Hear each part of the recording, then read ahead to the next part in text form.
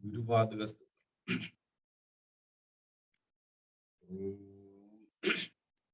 അനന്ത സംസാര സമുദ്രതാര നൗകായിതാഭ്യാം ഗുരുഭക്തിദാഭ്യാം വൈരാഗ്യ സാമ്രാജ്യതപൂജനാഭ്യാം നമോ നമ ശ്രീ ഗുരുപാദുകാഭ്യാം കവിത്വവാരാശിനിശാകരാഭ്യാം ദൗർഭാഗ്യദാവാം ഭുതമാലികാഭ്യാം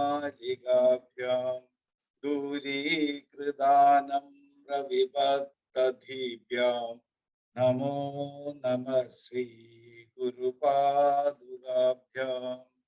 നതായയോ ശ്രീപതിതാം സമീയുഃ കദാചിദപ്യാശു ദരിദ്രവര്യാഃ മൂകാശ്ച വാചസ്പതിതാം ഹിതാഭ്യാം നമോ നമ ശ്രീ ഗുരുപാദുകാഭ്യാം നാലീകനീകാശപദാഹിതാഭ്യാം നാനാവിമോഹാദിനിവാരികാഭ്യാം നമജ്ജനാഭീഷ്ടദതിപ്രദാഭ്യാം നമോ നമ ശ്രീ ഗുരുപാദുകാഭ്യാം കൃപാലിമൗലി വൃജരത്നകാന്തി സരിദ്വിരാജകന്യകാഭ്യാം നൃപത്വദാഭ്യാം നതലോകപങ്ക്തി നമോ നമ ശ്രീ ഗുരുപാദുകാഭ്യാം പാപാന്തകാരാർക്കപരംപരാഭ്യാം താപത്രയാഹീന്ദ്രഖഗേശ്വരാഭ്യാം ജാഢ്യാബ്ധി സംശോഷണവാഢവാഭ്യാം നമോ നമ ശ്രീ ഗുരുപാദുകാഭ്യാം ശമാധിഷഡ്ക പ്രദവൈഭവാഭ്യാം സമാധിദാന വൃദധീക്ഷിതാഭ്യാം രമാധവാം സ്ഥിരഭക്തിദാഭ്യാം നമോ നമ ശ്രീ ഗുരുപാദുകാഭ്യാം സ്വാർച്ചാ പരാണാം അഖിലേഷ്ടദാഭ്യാം സ്വാഹ സഹായാക്ഷദുരന്ധരാഭ്യാം സ്വാന്താച ഭാവപ്രദപൂജനാഭ്യാം നമോ നമ ശ്രീ ഗുരുപാദുകാഭ്യാം കാമാദിസർപ്പഭുജഗാരുഢാഭ്യാം വിവേകവൈരാഗ്യനിധിപ്രദാഭ്യാം ബോധപ്രദാഭ്യാം ഹൃതമോക്ഷദാഭ്യാം നമോ നമ ശ്രീ ഗുരുപാദുകാഭ്യാം നമോ നമ ശ്രീ ഗുരുപാദുകാഭ്യാം.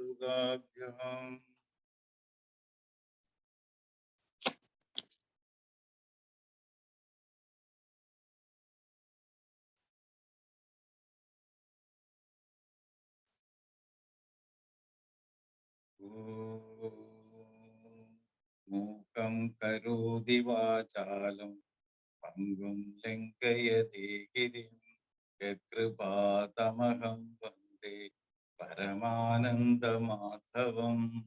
യം ബ്രഹ്മാ വരുണേന്ദ്രരുദ്രമരുതഃ സ്തുന്വന്തി ദിവ്യൈസ്തവൈ വേദൈ സാംഗപദക്രമോപനിഷദേ ഗായന്തി യം സാമഗാ.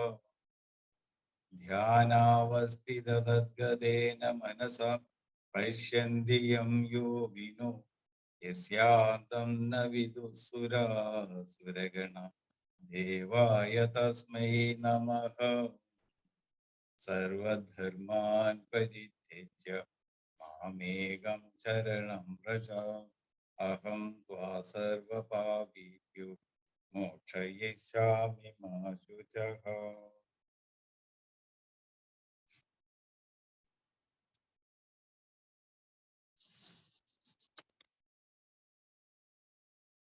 Slokas 1 to 10.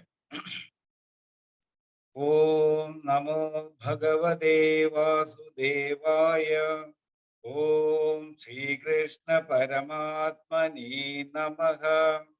Adha Shashtodhyayah Dhyana Yogaha Shri Bhagavanuvacha Anasrita Karma Phalam Karyam Karma Karoti Yaha Sasanyasi Cha Yogi Cha Naninagner Na Chakriyah Yam Sanyasamiti Prahu Yogam Tam Vidhi Pandava Nahya Sanyastha Sankalpaha Yogi Bhavati Kaschana आरुरुक्षोर्मुनेर्योगं कर्मकारणमुच्यते योगारूढस्य तस्यैव शमः कारणमुच्यते यदा हीनेन्द्रियार्थेषु न कर्मस्वनुषज्जते सर्वसङ्कल्पसन्न्यासी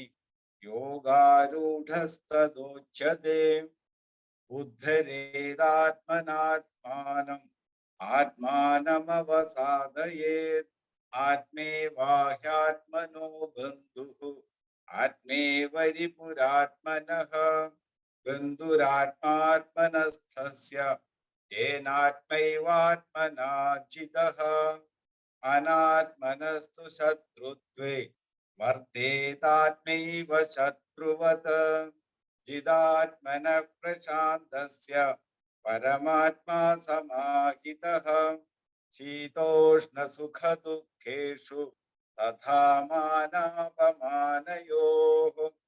ज्ञानविज्ञानतृप्तात्मा गूढस्थो विजितेन्द्रियः युक्त इच्छुक्तदे योगी समलोष्टाश्मकाञ्चनः सुखं मित्रार्यदासीनम् अध्यस्तद्देषु बन्धुषु साधुष्वपि च पापेषु समबुद्धिर्विशिष्यते योगी युञ्जीत सततम् आत्मानं रहसि स्थितः एकाकीयत चित्तात्मा निराशीरपरिग्रहः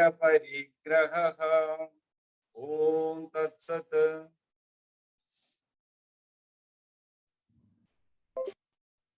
Hari Om. Yes, Umesh ji, please start the reading. Hari Om. Last week in the seventh and eighth shloka, so seventh shloka says the supreme self of who is self-controlled and peaceful is balanced in cold, heat, pleasure, pain, and also in honor and dishonor. So there was a description of Yoga Rudha and how Yoga Rudha actually is consistent in his meditation, and there is no excuse that can deter him from the path of self-realization. So there were three pairs of opposites that were described: heat and cold, joy, sorrow, and honor and dishonor. So these were actually compared to the BMI chart that we see every day, every week. So heat and cold is basically the how the body feels. The pains. Probably it can be due to health. It can be youth or old age. That cannot be an excuse for leaving the path of self-realization.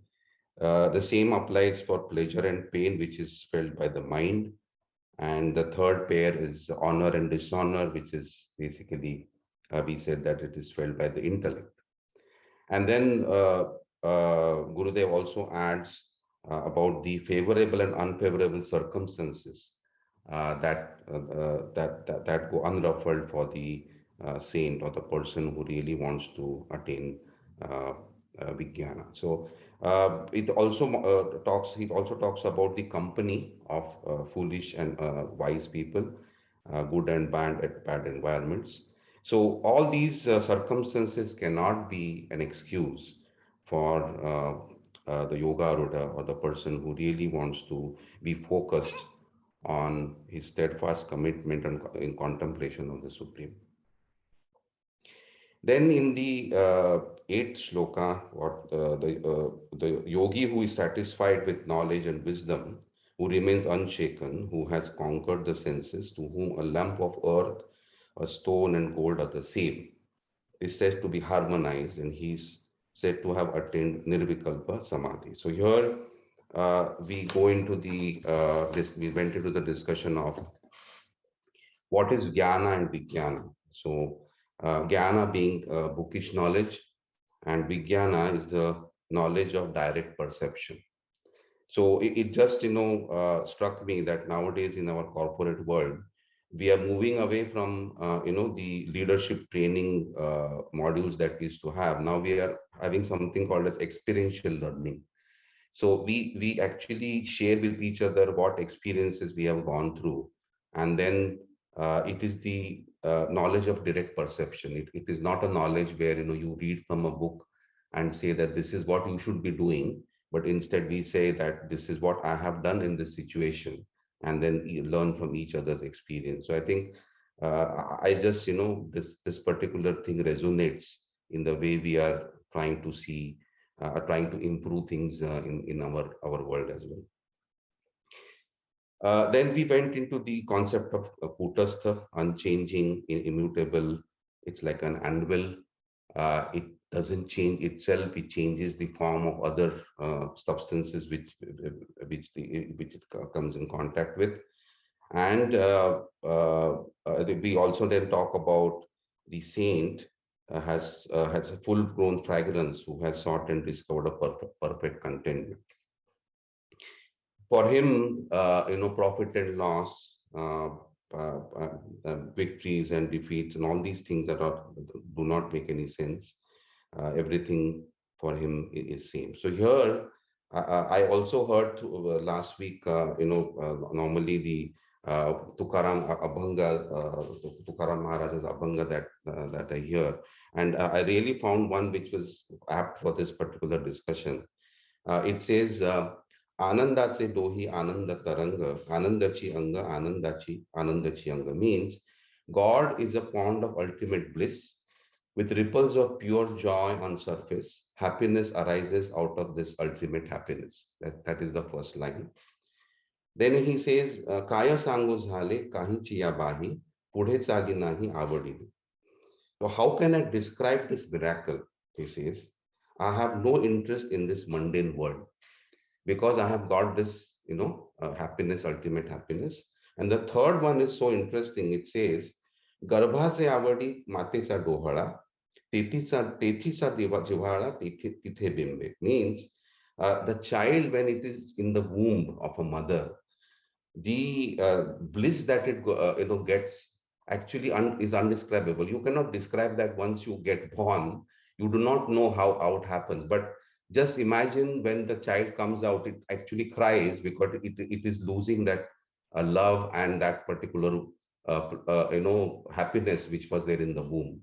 So the saints actually describe this, but he's trying to describe this state of happiness or the state of ultimate bliss by giving this particular example where child is enjoying in the womb, and that cannot be described by us. We cannot experience that ever again because we cannot go back to the womb.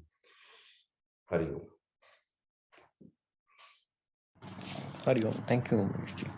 We move to Sudeshji for this week's verses. Hari Om. Yeah, let us read Shloka 9. Suratitayudasina madhyashu bandhushu sadushtasi cha papeshu samabuddhya vishashyate. Suhritayudasina madhyasya bandhushu. In the good-hearted, in the friends, in relatives, in enemies, in the indifferent, in neutral, in haters. Sadhushu, in the righteous. Api, also, cha, and. Papeshu, in the unrighteous. Samabuddhi, one who has equal mind. Vishishyate excels. He who is of the same mind to the good-hearted, friends, relatives, enemies, the indifferent, the neutral, the hateful, the righteous, and the unrighteous excels. In the previous stanza, it is indicated that the man of perfection develops equal vision as far as the things of the world are concerned. The universe is not made of things alone, it is constituted of being also. Now, the doubt arises as to what will be the relationships between a perfect man of equipoise with the living kingdom of beings around him. Will he negate the whole lot of as unreal? In these preoccupations with the experience of the eternal and the immortal, which is the substratum for the entire world of changing phenomenon beings, will he ignore to serve the world and help the living generations? This idea is taken up here for discussion in this stanza. Such a man of excellence, says Krishna, regards all relationship with an equal love and consideration, be they friends or foe, or indifferent or neutral or hateful, or the nearest relations. In his equal vision, all of them are equally important, and he embraces in his infinite heart all of them in the same warmth and adore.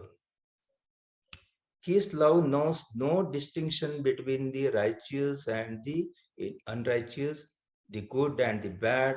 To him, a sinner is but an ego living in its misunderstandings, since sin is only a mistake of the soul and not a positive blasphemy against itself.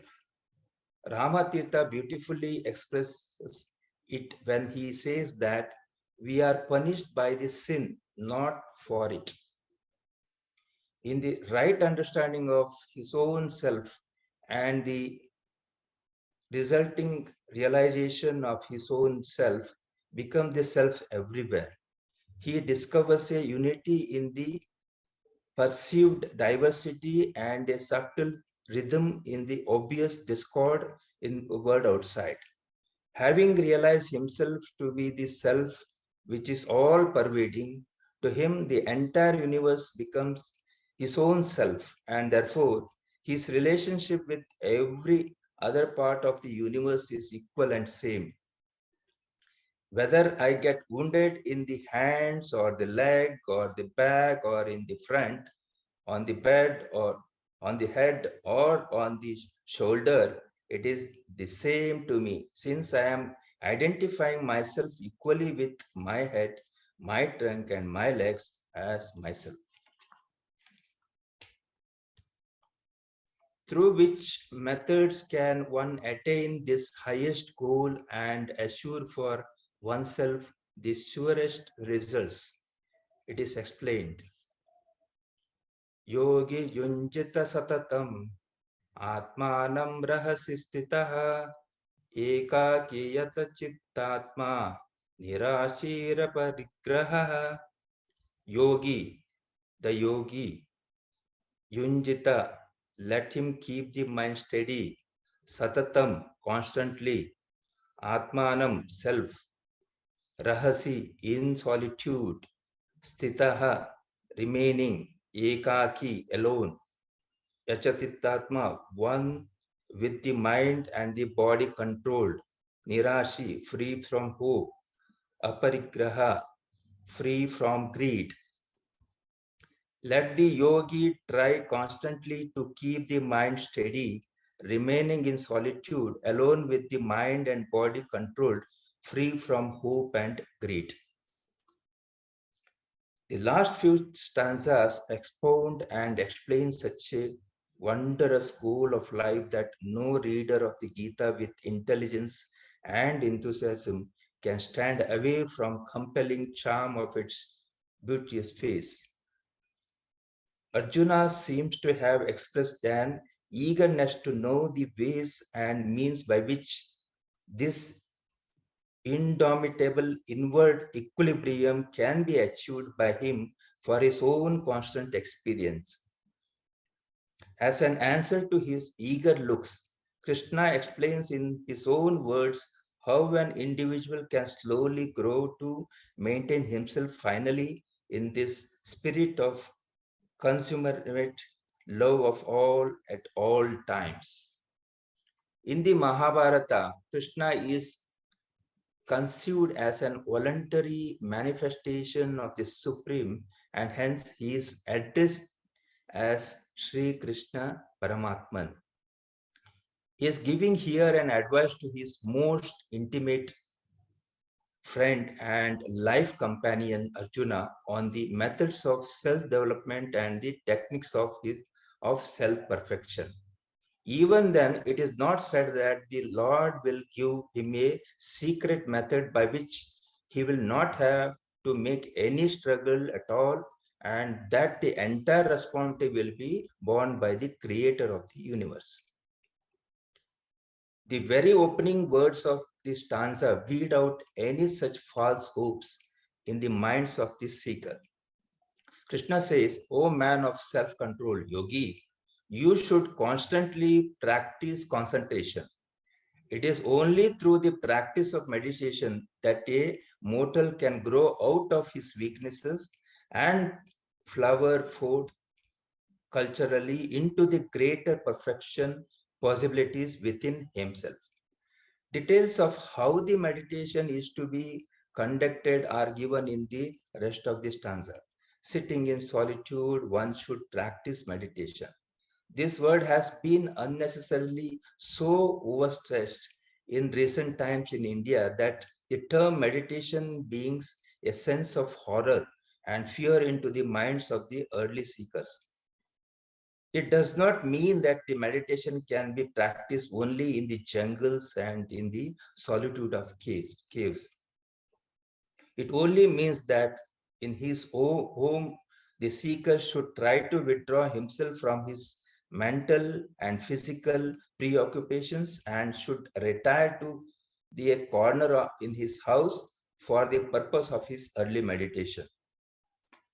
Solitude can be gained only when there is a mental withdrawal from the world outside. One who is full of desires and constantly meditating upon the sense objects cannot hope to gain any solitude even in a virgin forest.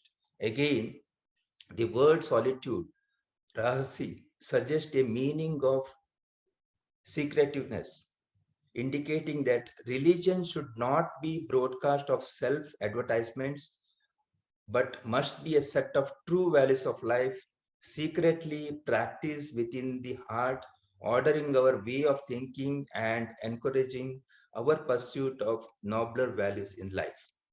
Physically alone, ekaki, for the purpose of meditation, when one strives his success in his inward quietude will be directly proportional to the amount of self-control he is practicing in his daily life. Self-control is not possible unless we know how to free ourselves from the eagerness to possess and anxiety to hold, to renounce our preoccupations with our endless plans for possessing more is indicated here by the term free from hope, nirasiha, and the term free from possessions, apigraha, indicates all our anxieties in the saving, holding, and protecting what we possess. When one well established in these necessary physical self-control, unavoidable mental and intellectual habits, sits meditating upon the truth in all secrecy, he is a true seeker striving on the right path to achieve and acquire the highest that is possible in life.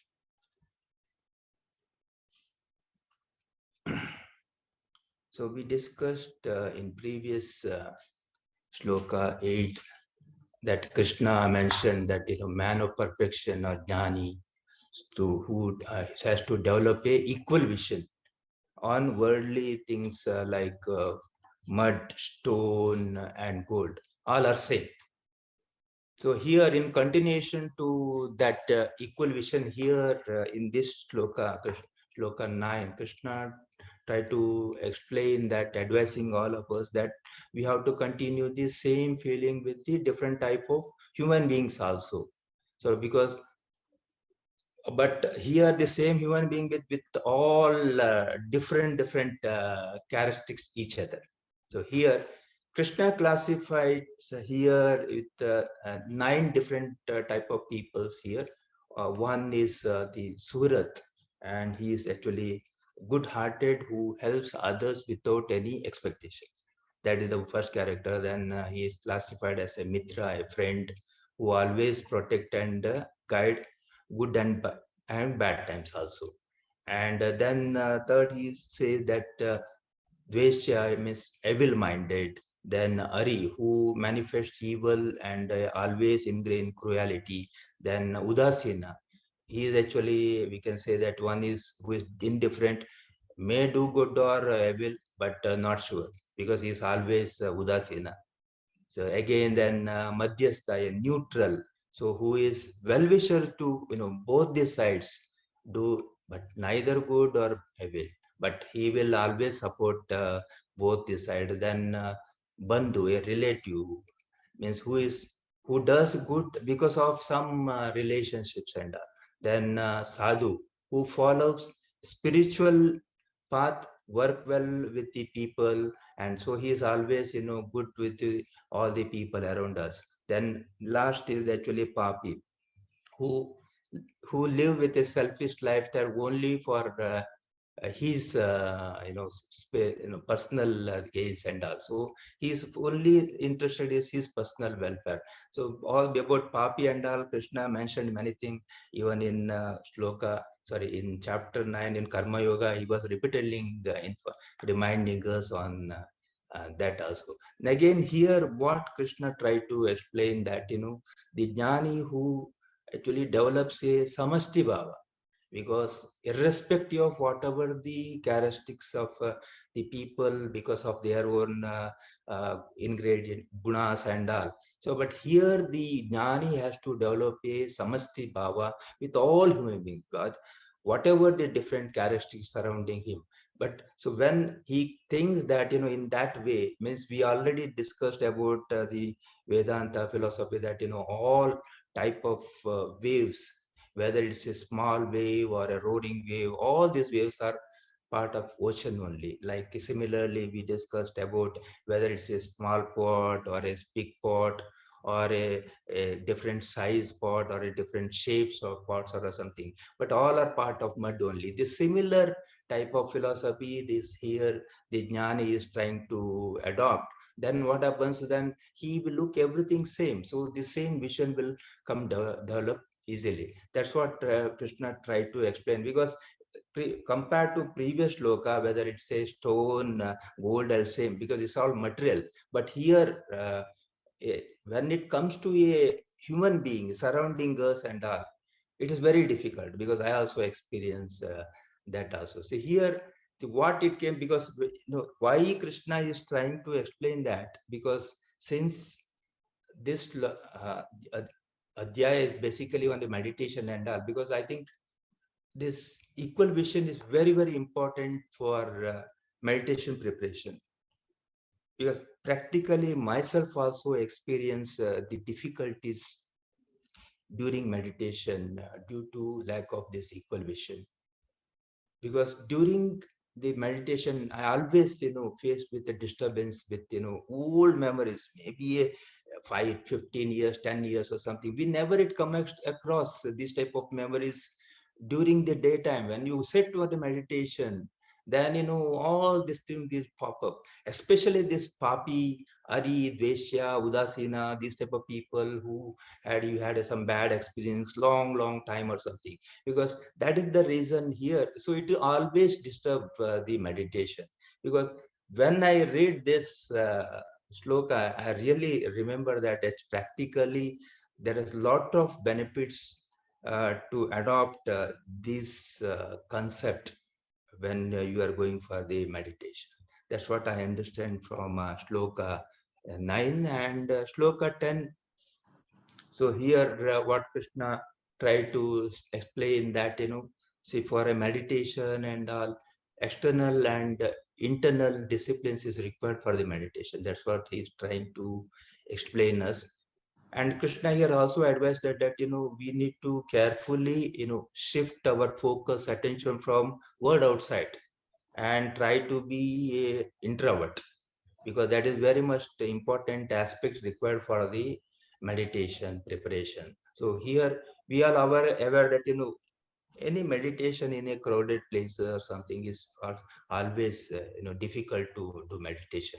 So here, because of that, Gurudeva mentions here that it is not necessary that to practice a meditation in a cave or forest or something which has a misconception earlier, and so we can do the meditation in our own house, but in a selected quiet place. That's what Krishna tried to explain us. Sometimes it is very difficult to find a quiet place in our own house, so it is better in such case, better to choose a quiet time at early morning Brahma Muhurta or something, so that we can do the meditation.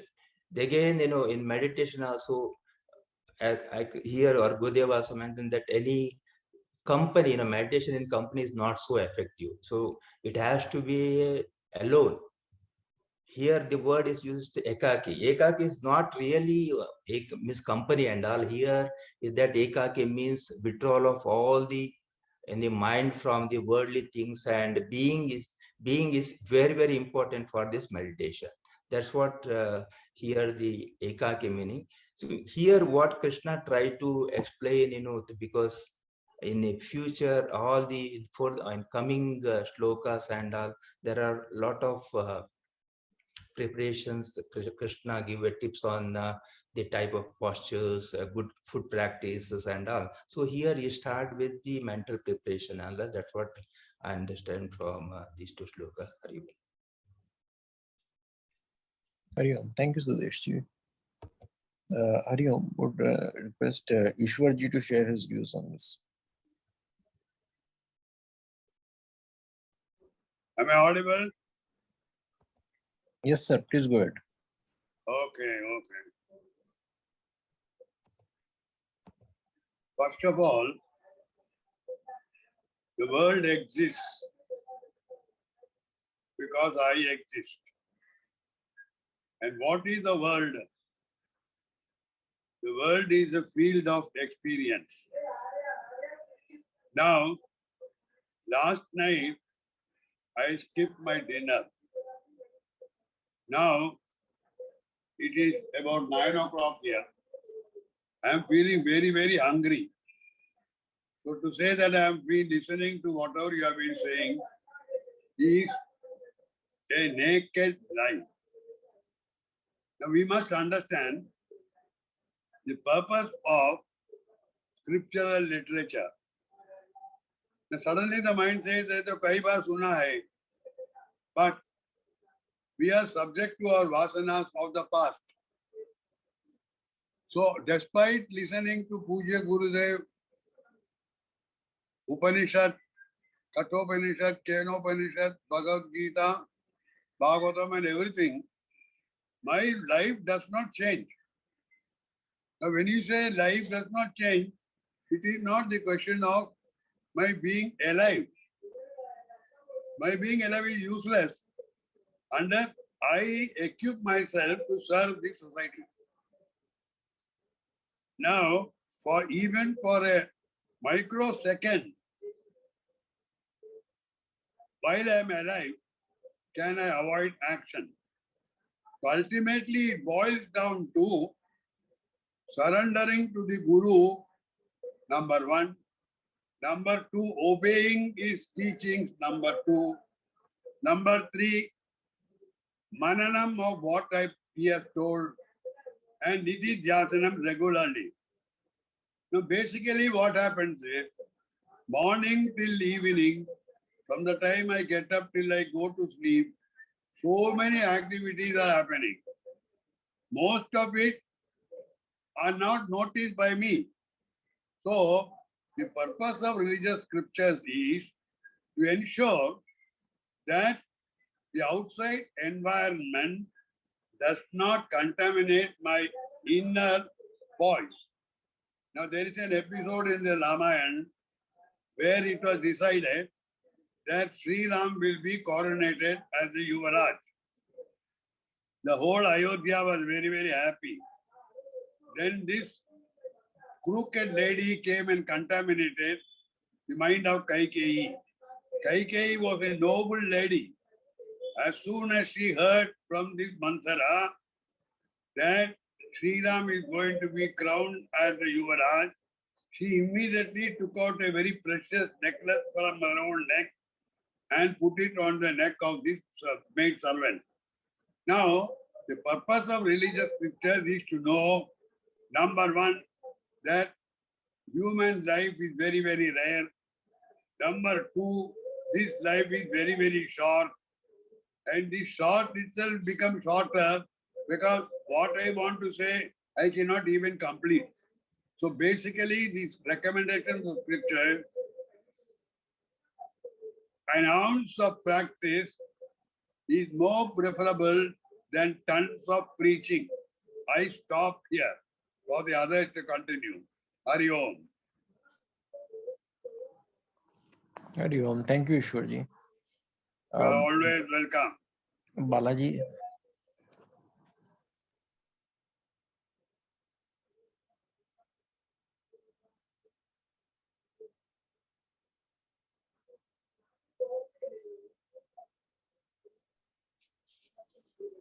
Balaji sir, will you join now?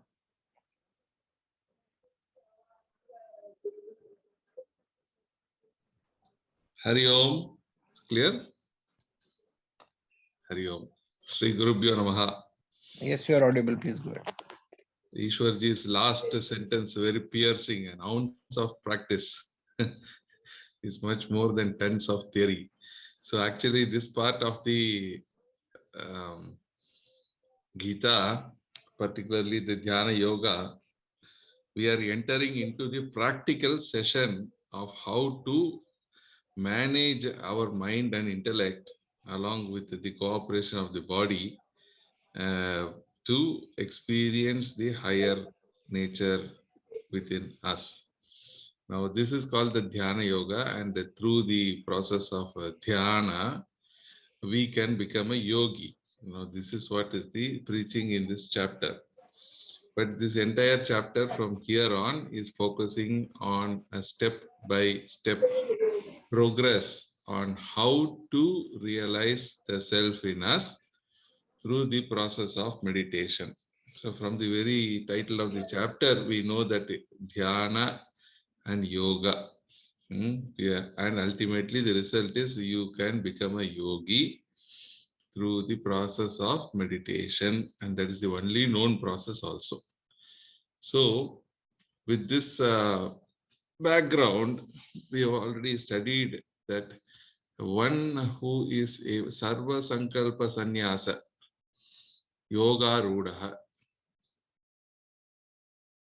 by giving up all the desires, one can be Yoga Rudaha, and he is called a yogi. So this is the base of the given in the verse number 4. And for that to become a yogi, there is no external help coming in from anywhere.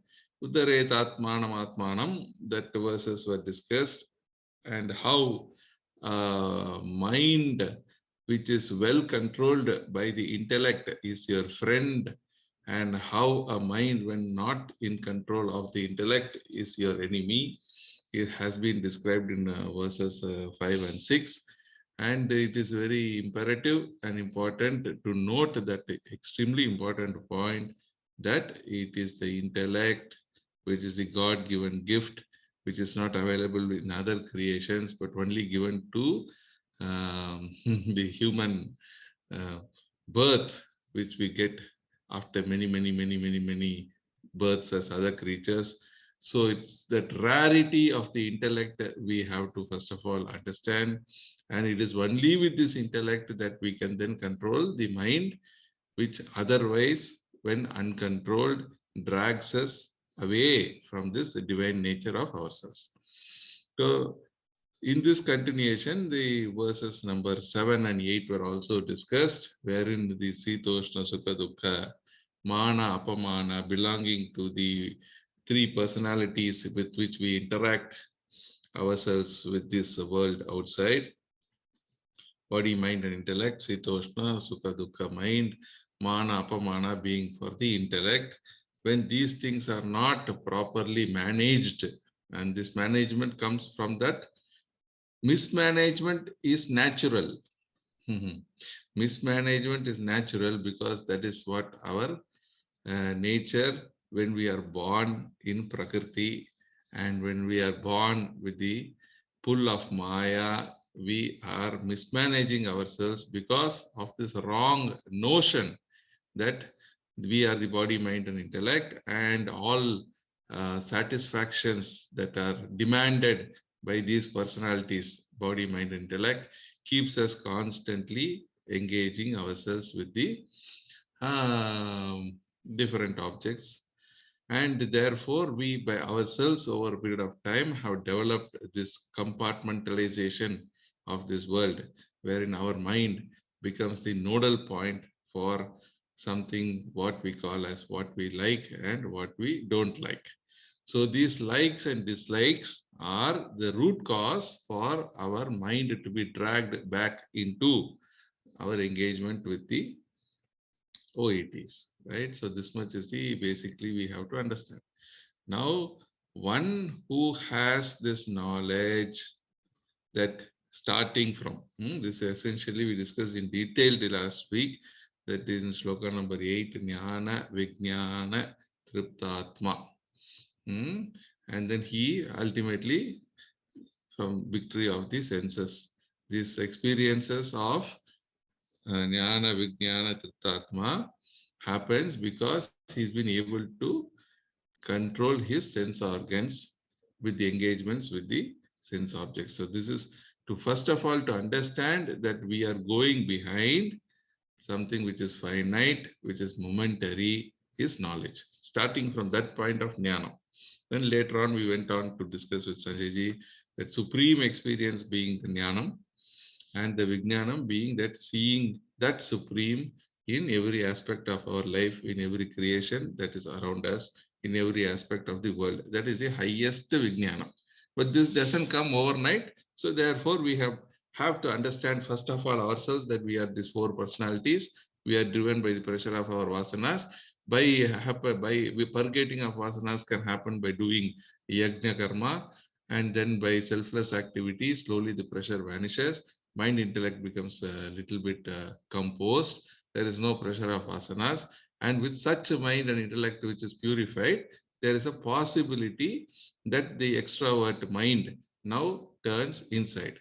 So in the highest experience, when the mind turns inside, and by constant concentration, you know that you are that Atma, divine in nature, which is of the nature unchanging, immutable, kutastaha, anvil. So you become the anvil which supports all the changes around you. So any modifications in the body, mind, and intellect is not a modification on you because you are immutable. So this knowledge, once book, what is that? Shelf knowledge and self knowledge, as Guruji says. All that is being in the shelf, but the self knowledge comes when this be put into practice. For such a person, intellectually, there is no discrimination in the value system. The value system is only noble. The only one which is valuable for him is that supreme divine nature. And then he knows that it is the Paramatma which is everywhere else in different forms. And therefore, anything that he sees, Samalosta, Ashma, Kanchana, all these three things which normal parlance where our intellect has its own value system is not existing in a yogi. Once he is yoga rudaha. All these differentiations and value systems happens at the mind and intellectual level only in the Maya rudaha. when we are pulled by the Maya, when we are driven by, even in the 18th chapter, this Yantra Rudani Maya, there is one beautiful verse. So we are all driven by the pressure of the gunas born in the Prakriti. Prakriti and guna combination brings this differentiation of likes and dislikes, and therefore we are driven away from this one, and accordingly we have our own value systems. In today's shloka, the importance has been given more. I mean, in the 8th shloka, the aspects which affect the intellect has been given. Today's shloka, the aspects which affect the mind. Because whenever we talk about somebody, we say that, ayo, he's not so friendly, he is very friendly, he's, ayo, don't go to him, he will finish you off. So those different mental personalities have been described here in today's shloka in terms of all those 9, as our Srishti said, Suhut, Mitra, Ari, Udasina, Madhya, Dveshya, Bandhu, whether he was close, Sadhu, Papi, all these categories we are meeting every day in our interaction, not only objects. So when these are another source of disturbances and then takes you away from the calmness that we naturally possess. Actually, when you get up in the morning, there is no, you are rooted to the divine. You are yoga rudaha by nature. But then what happens when the very first awakening comes? The first thought that comes to you is either you pick up your phone to see what is the WhatsApp message. From there, the Maya starts. But a yogi is one who constantly remembers satatam. That is in the 10th verse, ultimately by the practice of this meditation, and when we are experiencing that divinity and the nature, our true nature, so explained in the scriptures, several areas, then you become yogi Janta statatam. So when there is a yuj is an alignment, and when this is a constant alignment, a satatam, you are aligned with that supreme divine nature in you, then you become a yogi. And atmanam, now how to reach this? With the help of your mind only. Beautifully, there is no other alternative but a mind which is totally self-controlled. And this beautifully Gurudev has explained in very comedy, the episode of a comedy of how this one person goes on,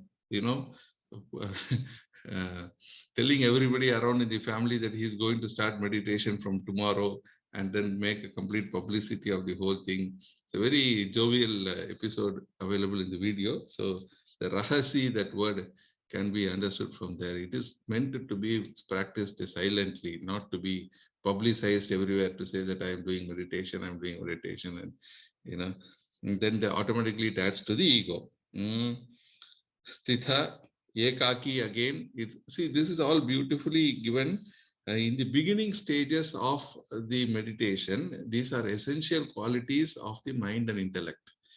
Just now, as I explained to you, ashir and parigraha are natural because the mind wants more and more and more. Because the satisfaction that we achieve by our achievements with our interaction, or what we are going after in normal transactional world, is limited, finite, momentary. Therefore, we want it again, we want it again, we want it again. Therefore, the ashir doesn't stop until and unless we get this knowledge totally rooted in us that this is momentary. Therefore, let me not run behind it, but for the sake of transaction, I have to engage with this knowledge. Then what happens? The samatvam comes into us. So the ashir and parigraha at the mental and intellectual level are the two factors which drive us away from this equilibrium. Therefore, to remain a yogi, or to become in constant, to have anusmaranam of that Narayana bhava in us, we have to be free from hope and greed. So this has beautifully been explained. But how to reach this stage from here on, for a true sadhak who pays attention to instructions given here, it might appear in us that is it possible for people like us living in this world which is so complicated, is it really possible to do all these things? That is where we have to get the spirit of surrender, as Ishwarji rightly again and again points out. Our surrender to our Guru, the words, his life, how he has led us, the experiences that he has shared with others by his own life. These are the things that will give us the spiritual stamina to hold on and remain constantly in constant thoughts. Anusmaranam can only then happen. Hari Om, Sadguru Nath Maharaj ki jai.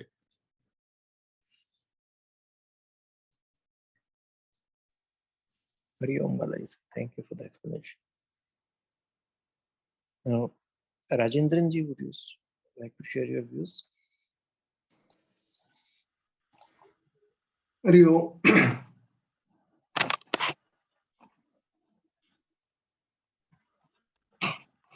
Sadguru Maharaj ki jai.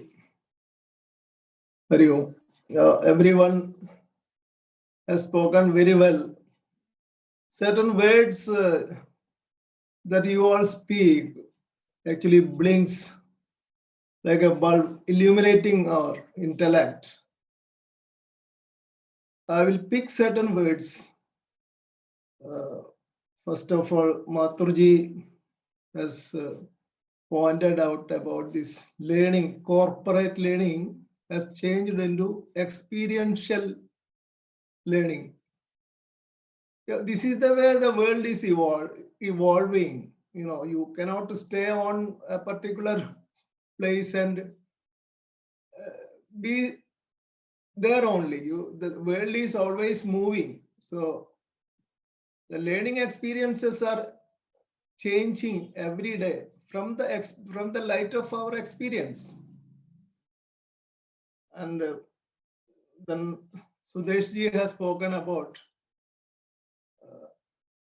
Tukaram Maharaj, and that a child's warm experience which we cannot describe. You know, we can just imagine how comfortably a child was staying in the womb, and when once he comes out, he or she cries out, because doctors say that because of the change of the environment.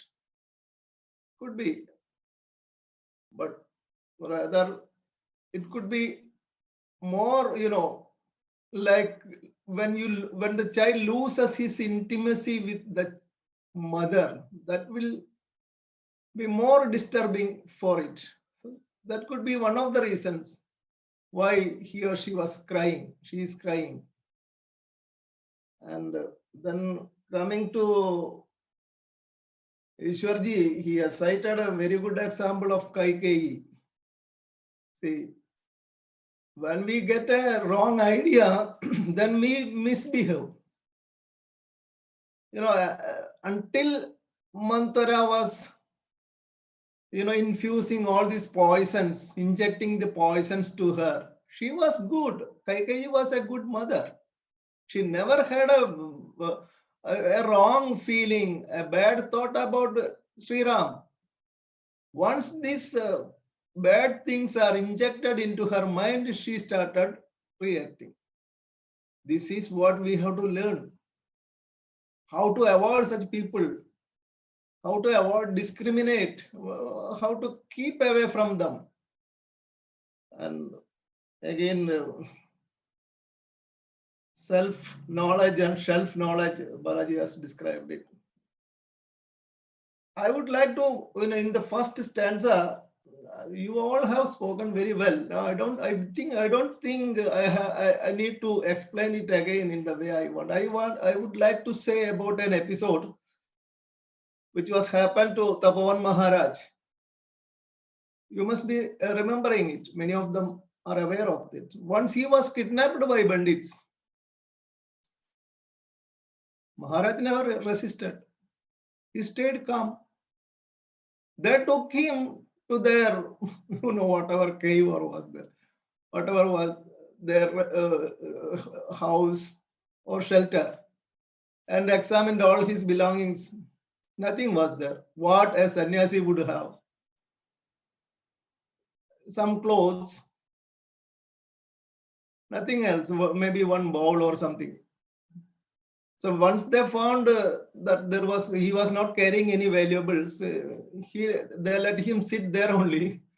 After some time, Maharaj started having, hunger. He was hungry. Then he asked these bandits, okay, you fine, you have kidnapped me and brought me here. It is okay.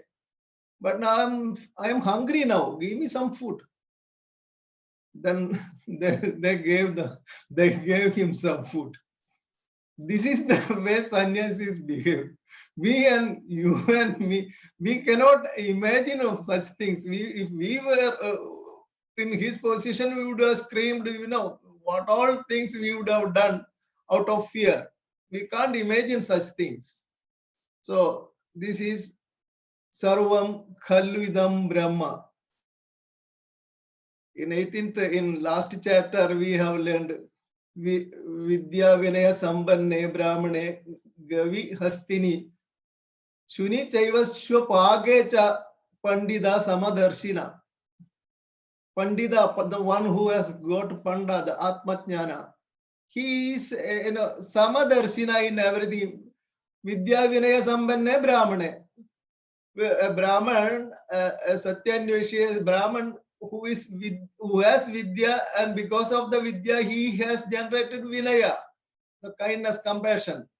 Even such person, Brahmana, Gavi in the cow, Hasti in the elephant, Shuni Chaiva Shwapagecha, even in the dogs, and the Chandala who cooks the dog and eats, even in the such person. This Pandita Samadarshina. This stanza, 9th stanza, is explaining this in this way. I mean, it's a different form, Yoga Ruda. But here, Suhrun Mitra, different type of words are given. Very Suhrut Mitra, Udasi, Madhyastha, Deshya, Bandhu, Sadhu, Pabeshu.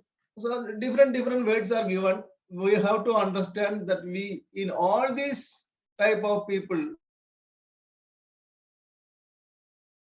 actually yoga, and it is not yoga roda, actually arurushu, one who is trying for to be a yogi. He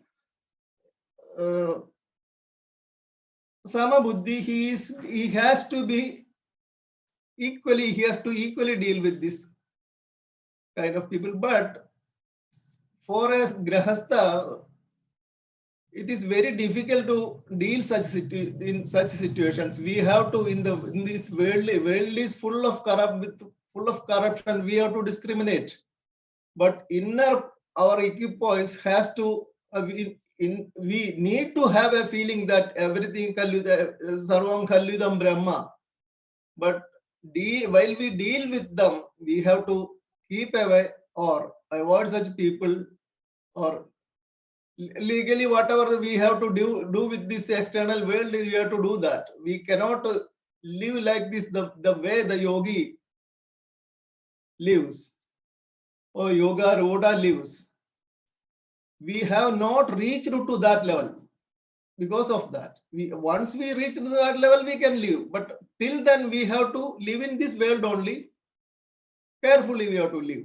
That is, separately mentioned somewhere. And coming to this 10th stanza, Yogi Yunjita Sadadam Atmanam Nahasistidaha Egagi Yada Chittatma Nirashir Aparigraha. Balaji has explained this very well, what Gurudev has said about this. This our efforts should not be for a show off.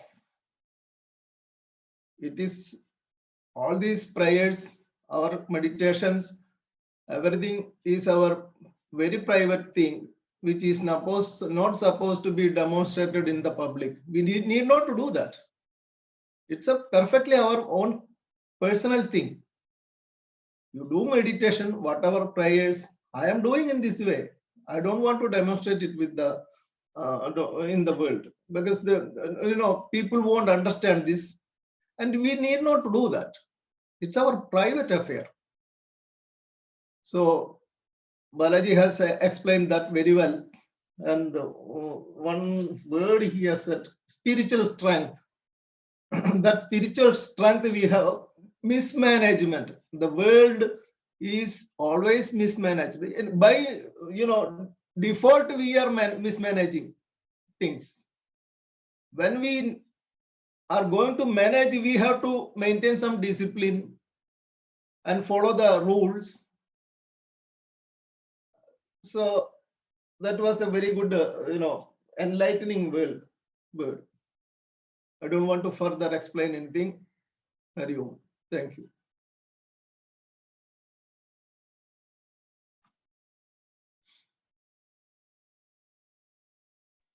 Hari Om. Would request Nanduji, if you would like to share his thoughts on Hari Om. today's work. Hari Om. Very nicely explained by everyone. Just on the continuation, Shloka 9, it is just like what we have discussed in the last week about the Shloka 7th and 8th. This is just like continuation of the Yoga Ruda, the qualities of like Yoga Ruda Purusha. And the word is coming as like a Mitra and Shatru. So how yogi pursue that, and we as like normal people pursue that. And just one example regarding the, I think we gone through the corona things and all, and the vaccination. When the initial vaccination came, and everyone like me, I feel that okay, I should get the vaccination first, me and maybe my relatives or something. I don't bother like other people. But maybe yogi will not think in that way, and it will see like naturally.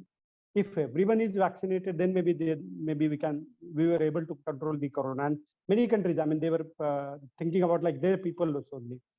And yogi maybe will not think in that way. There is one always says like you should think always like out of box. But ideally it is said, I mean, you should not think in that way. You should come out of the box and then maybe think.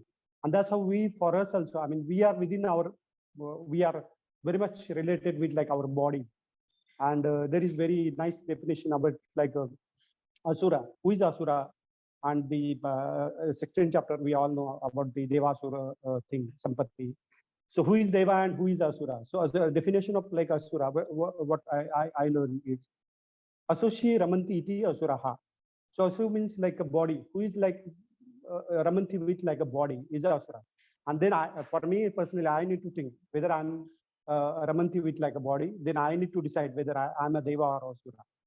And once we'll come out of that body, then only we'll be able to see that equally thing. If I'm within my body, then I will think in that way only. Yes, I will think about like my thing only. Then another word which is coming about like is like udasina. What is meant by udasina? It's like very nice, clear definition that it's just like a neutral. And if we can take a like example of like water, how the water is, and most of us, I think we are maybe like a science student, and water is having that pH is about like middle, which is like 7, and below 7 is acidic, above 7 is like alkaline thing, which is actually not, you cannot drink that unless and until it's a neutral, you cannot drink that. And that's how the person should be. It should be udasina. If anything happen, sukha happen is happy, dukha happen also it's a happy, like that way. And in earlier some of the chapters, Gurudeva has used very nice one word, and like I might have mentioned about that. It's about like a purgation thing. What is purging? Purging is for, I think, if it's like a big vessels are there, those are purged with like nitrogen thing. So purging with nitrogen, so remove all the impurities. And that's how Gurudeva is always insisting. I mean, remove all your impurities, whatever you were having earlier. If I'm having that impurities and again I'm trying to do my sadhana and all, I may not be able to achieve up to that level. This is a little bit about the 9th shloka. And from 10th shloka onwards, we are going to maybe move on the like actual like dhyana yoga part, how to sit and initially, and maybe Dr. Sanjay ji will very well explain on that part. And the last word which is came as like aparigraha, which is like whatever we have learned from Dr. Sanjay ji is about like Yamanima. And maybe upcoming shlokas, we are going to talk about maybe state Sukhasana and all that thing. And very nicely mentioned about Balaji Maharaj and Rajendran ji also. I mean, how we think, I mean, getting like appreciation from people. Like I'm maybe writing the Ramanama, and those like notebooks, maybe I'm showing to people, see how I am doing that. And people appreciate those things. So what Rama says, Sri Rama, for the appreciation you did that. Ramanama, you wrote that. So once you have done that, so there is no relation between me and you. So just because of simple thing of appreciation, we are disconnecting with Sri Rama. So that's how we need to learn that. I mean, where we want to, we need appreciation or actually we need Sri Rama. So that's my small thoughts on the shlokas. Arjun.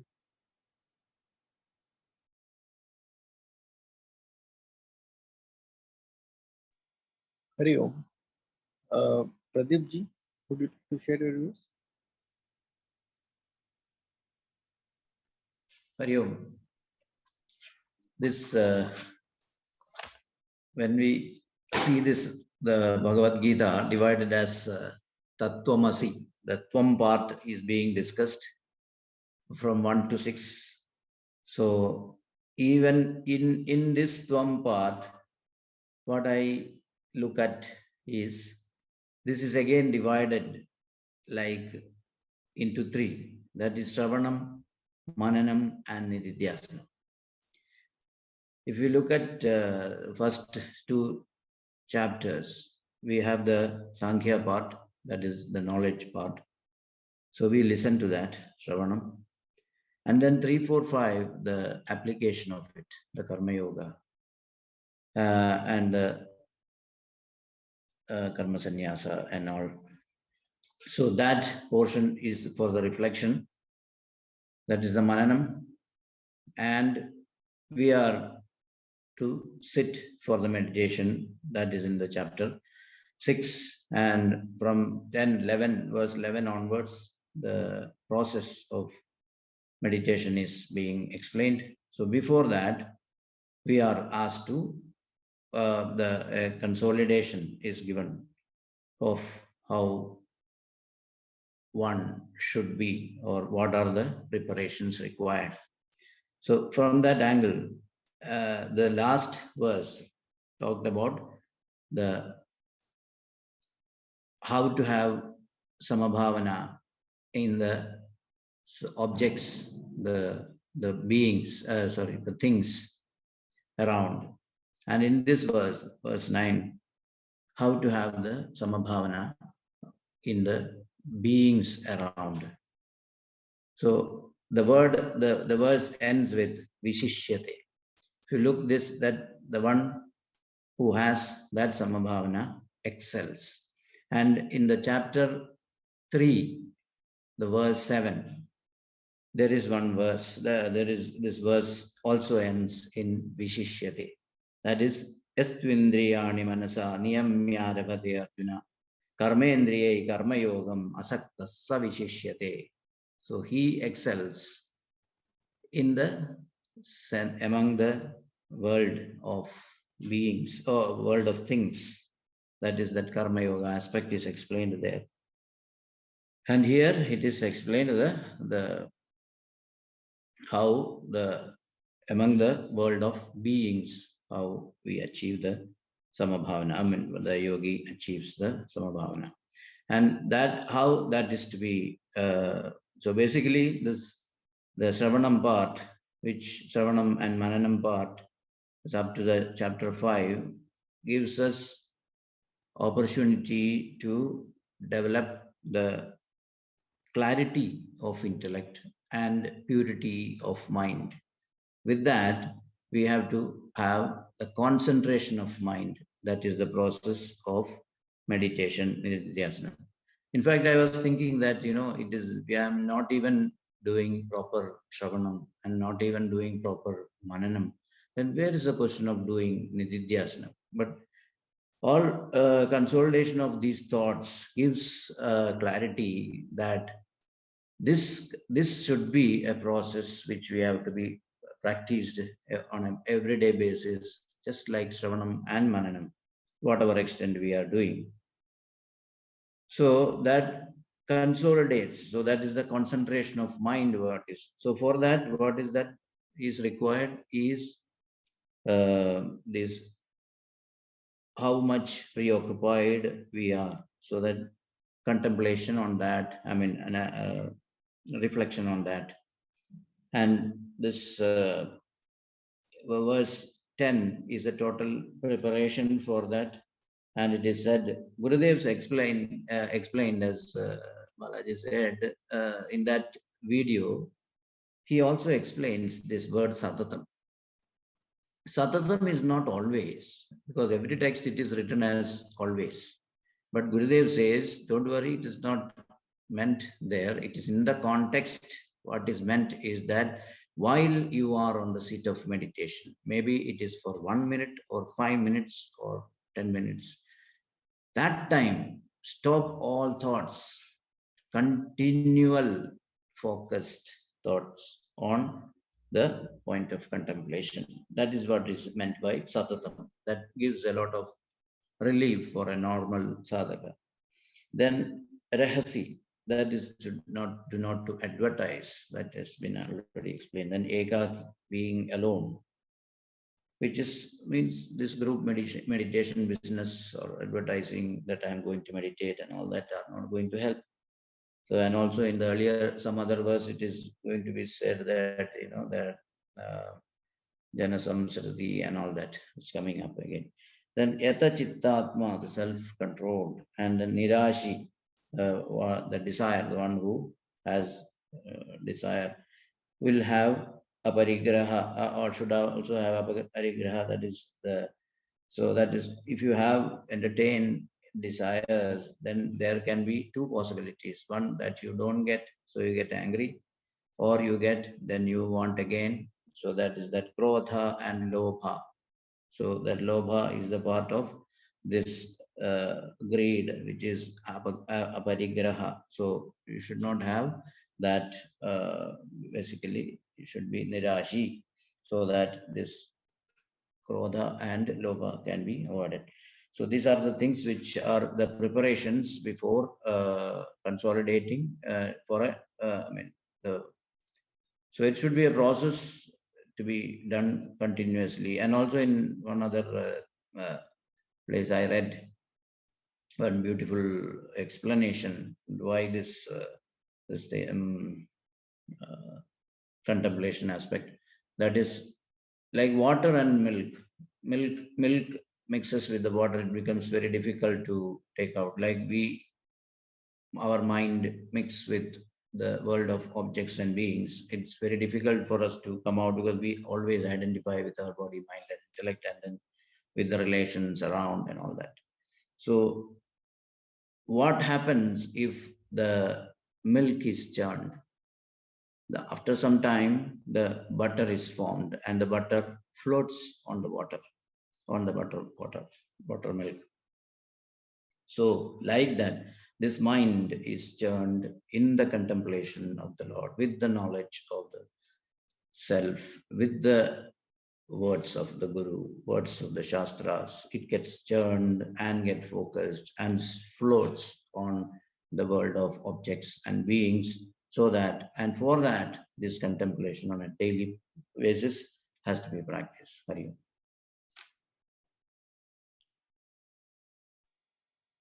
Hari Om. Nagarajji, would you like to share your views?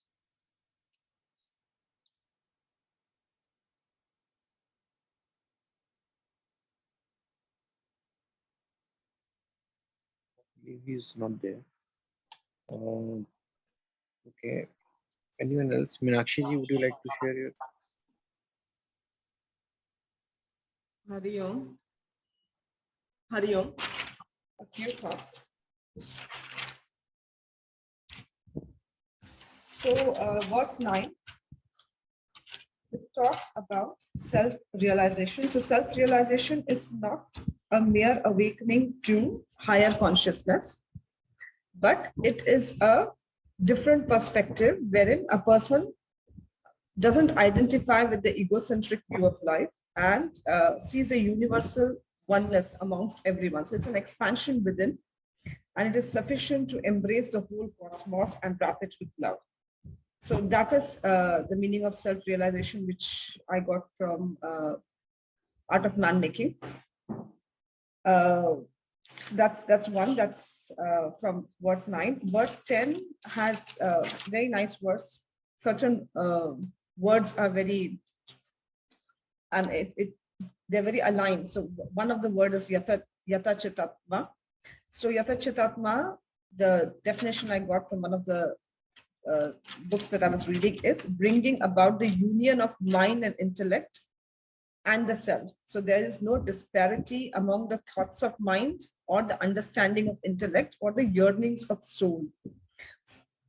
So this word yearnings of soul, yearning is the call from within, like all of us. I mean, there are thousands and thousands of people out here, but that call which comes from us to follow or even to want to read something, that yearning of intellect, yearning of soul. And ekaki, being alone to oneself. So we collect ourselves by ourselves and get united in the mind, intellect, and spirit, expecting nothing from the world outside and having no desires for the world outside, and not to engage in objects which are for worldly engagements. That's there. And that's it.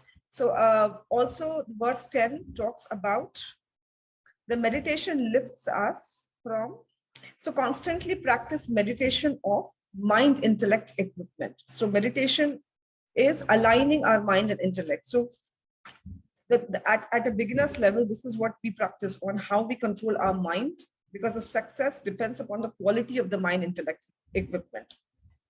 And and there are 5 ways which are being given. One is you stay in a quieter place, then cut down from all the activities of the worldly activities, stay alone, get your mind and senses subdued. So very important, mind and senses subdued, free from hopes and plan for future satisfaction and the hunger to possess, and consequently all anxieties of future.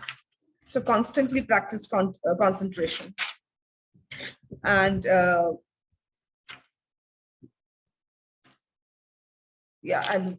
the sentence of Gurudev, order our way of thinking and encourage our pursuit of noble values. So we tend to find fault in others. So when we are reading the literature, we will say that we will want to see what is wrong in others, but we fail to understand that we need to order our way of thinking. So we collect ourselves by ourselves, do not have disparity of thoughts in our mind, the understanding of intellect and the yearnings of soul. So everything is in one line of thought. Whatever our intellect thinks is what our mind also thinks.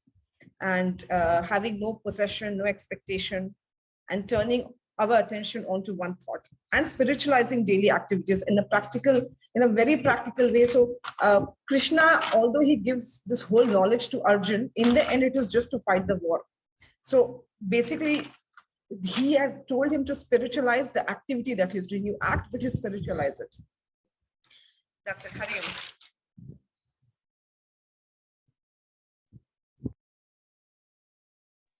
Hari Om, thank you. We'll move to Sanjay ji now.